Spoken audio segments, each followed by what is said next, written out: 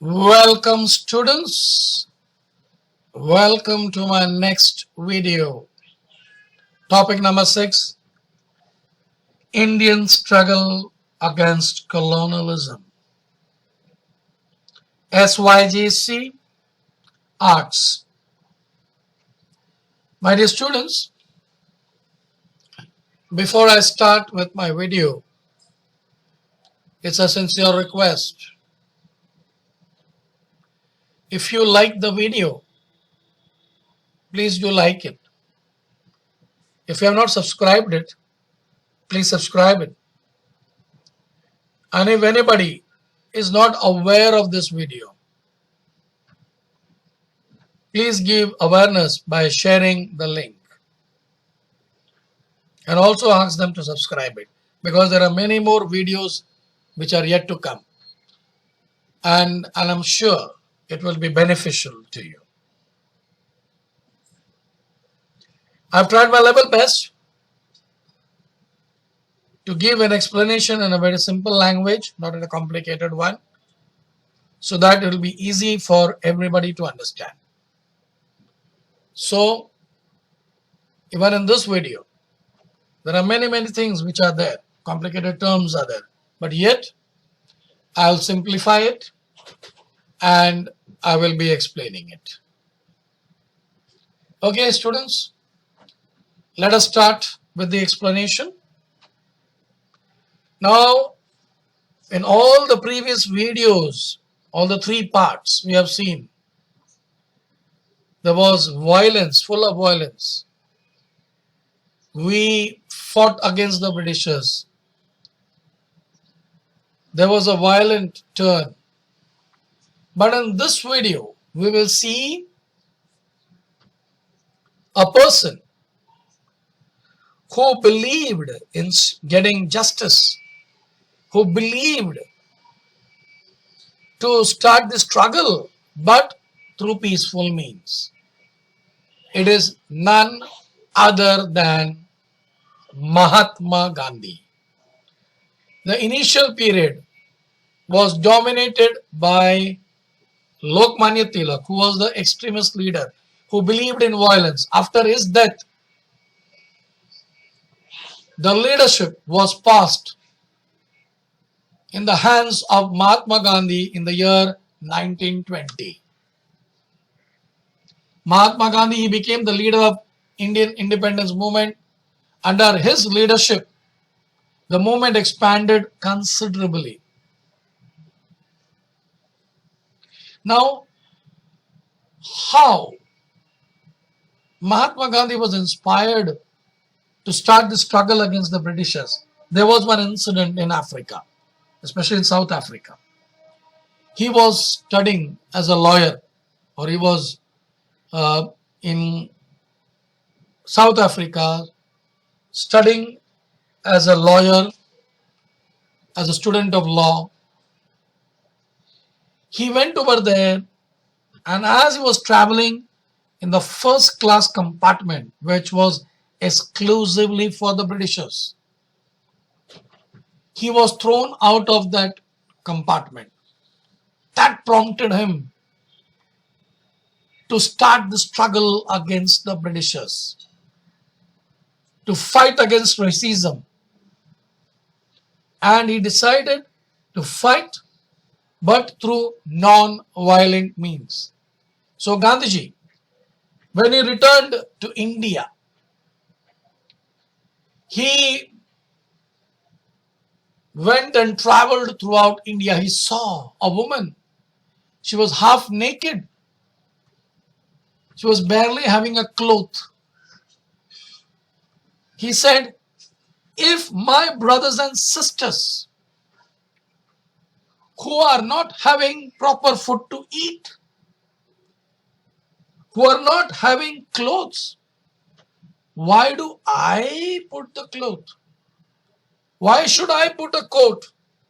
Why should I move around when my brothers and sisters are hungry? and they are naked. So he decided to lead a simple life, and he went to Sabarmati Ashram and he started leading a life of simplicity, let me tell you. And from there, he started the struggle. As we all know, Dandi March, it is not mentioned in your book. Fight against the Britishers, non-violent means. He fought against the Britishers and he fought against the salt tax. And through non-violence means, he won that war. In 1917, the farmers in Champaran Bihar, they were forced to grow indigo. Let me tell you. And if they will grow in the indigo, what will happen? The land will be barren. And they were not ready to grow the indigo. The British planters, they were forcing the Indian farmers to grow indigo. They went to Gandhiji and they said, please fight for us. And Gandhiji, he followed the technique of novel technique of Satyagraha, and he brought the British planters to the knees, and he forced the British planters not to force the Indian farmers or not to harass them to grow indigo. Ultimately, he was succeeded in the struggle. Thus, he was confident that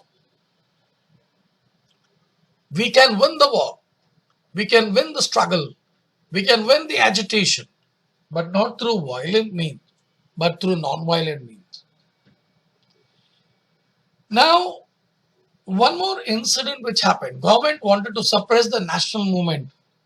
Sir Sidney Rowlett,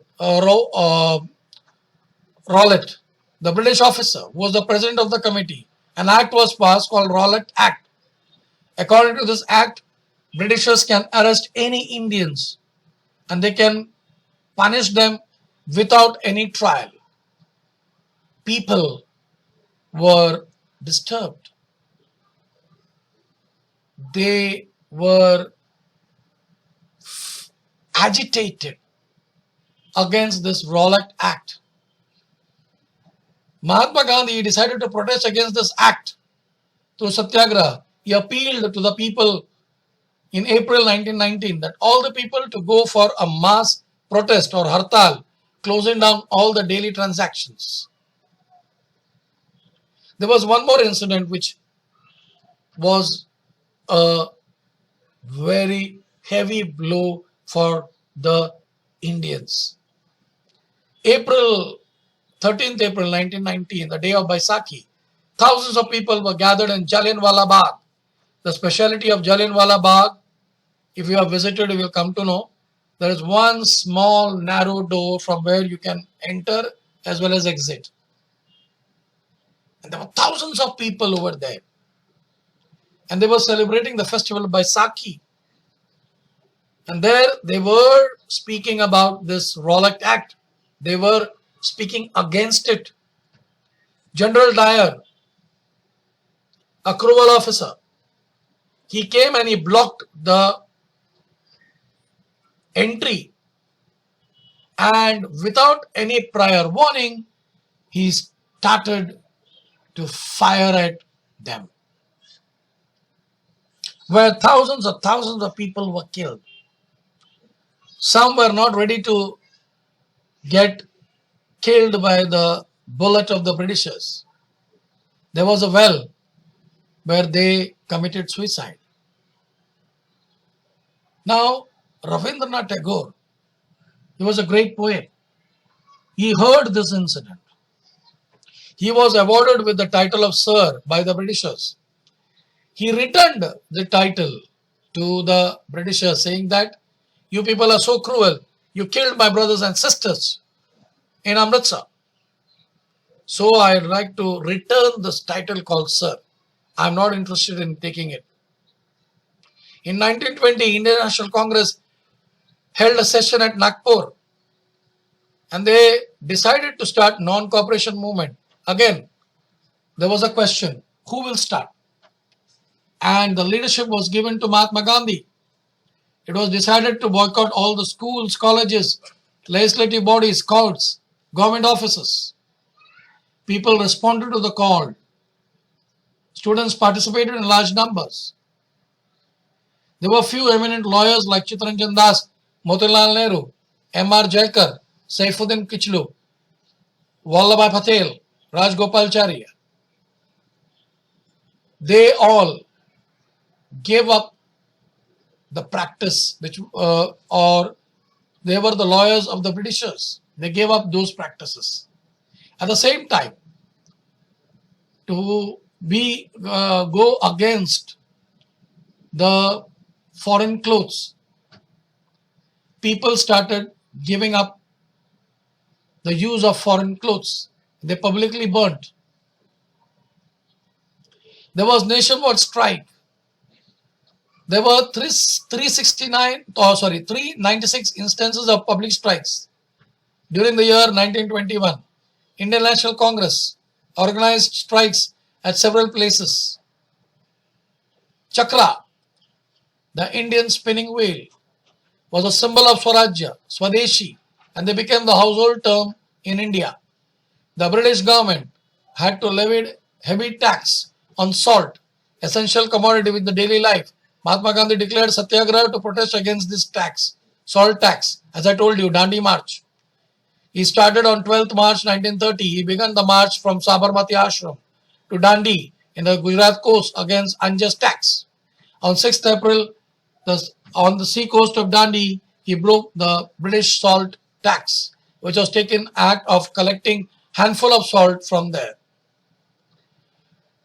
So this was all about the era of, or the Gandhian era. Now the next era which I am going to speak about is of Subhash Chandra Bose,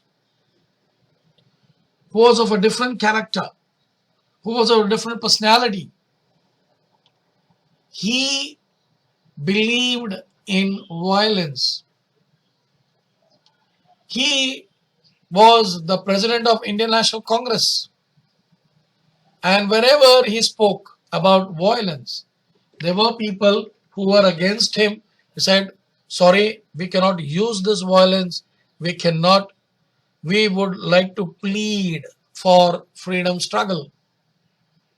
By seeing this, that he was not heard by any of the congressmen, he resigned from the post of the president.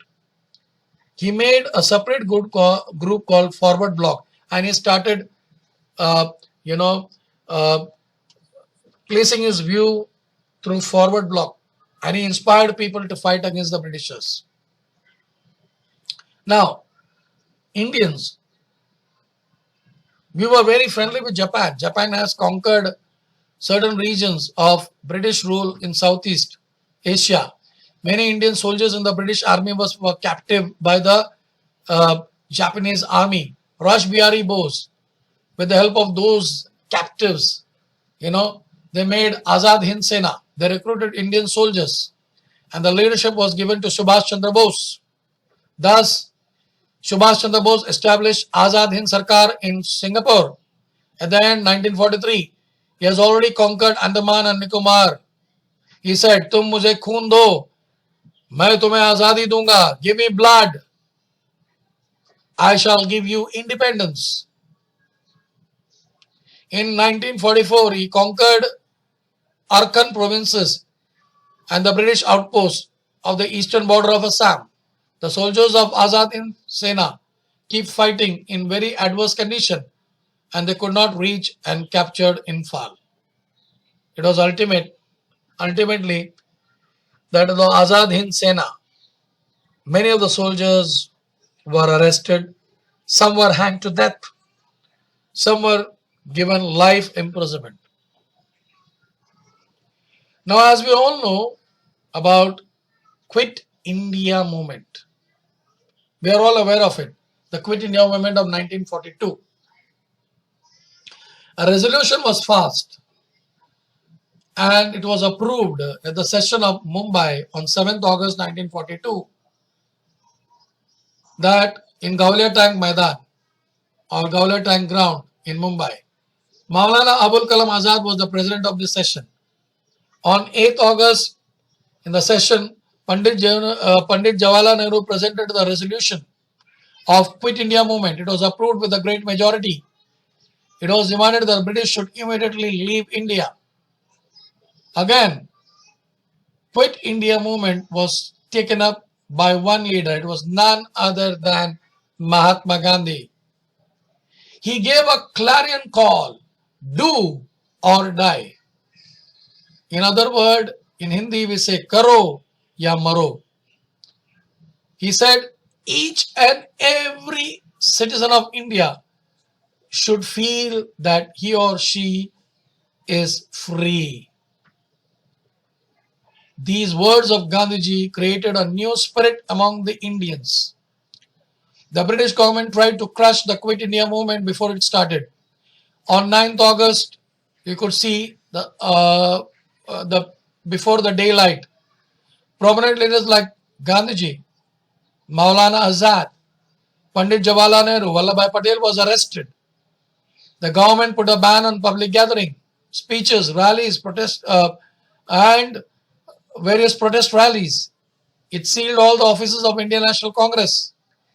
The resistance was put by all aged, young, in the village of Chimur, Yawali, Mahad, Gargoti, with steadfast courage and will indeed remembered forever.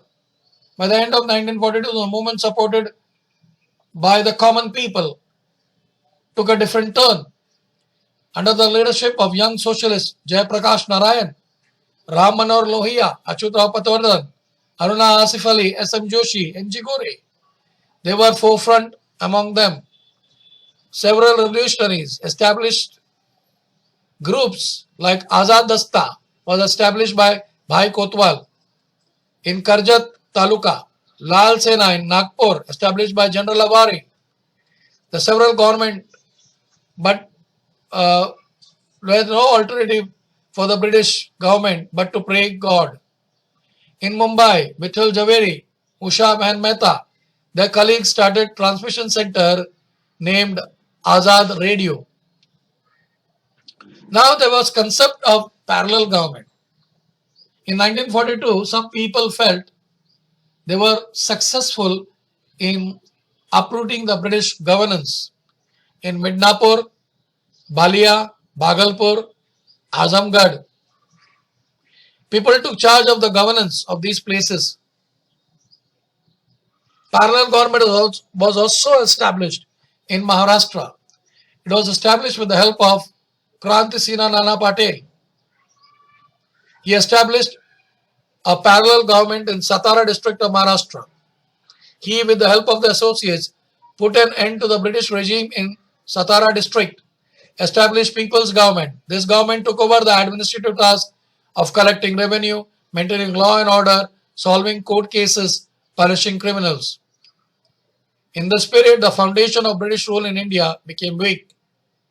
Quit India movement was an expression of strong opposition of Indian people to the British rule. The British administrators became aware that it will be difficult for them to rule India any longer. The end of the British Empire was evident to them. The rebellions of the sailors of the British Indian Navy, 1946, added the unrest against the British. Now, we could see, thus, the possibility of India becoming a free nation was evident. Barrister Muhammad Ali Jinnah and his party, Muslim League, began to insist on separate nation for Muslims. There were many communal riots in many parts of the country, finally resulted in the partition of the country. In the month of August 1947, India and Pakistan, two separate nations, came into existence. History tells us that it was India, the nation was created, an example for world fighting against colonial rule. It gave inspiration to other countries who were suffering under the shackles of colonial rule. The Constitution of India came into implementation on 26 January 1950. Dr. Babasaheb Ambedkar, a great visionary who was a major force in shaping the Constitution of India. Adhunik Bharat, the fundamental values of which the struggle for Indian freedom was founded, included liberty, equality, fraternity, and justice. These values have built the foundation of Indian Constitution. Thus, we could see Indians were successful in bringing in modern India, Adhunik Bharat. Thank you, my dear students, for your patient hearing. Students, if you like the video, please do like it. If you have not subscribed it, please subscribe it. And also, share it with your friends. And I wish you all the best for your examination.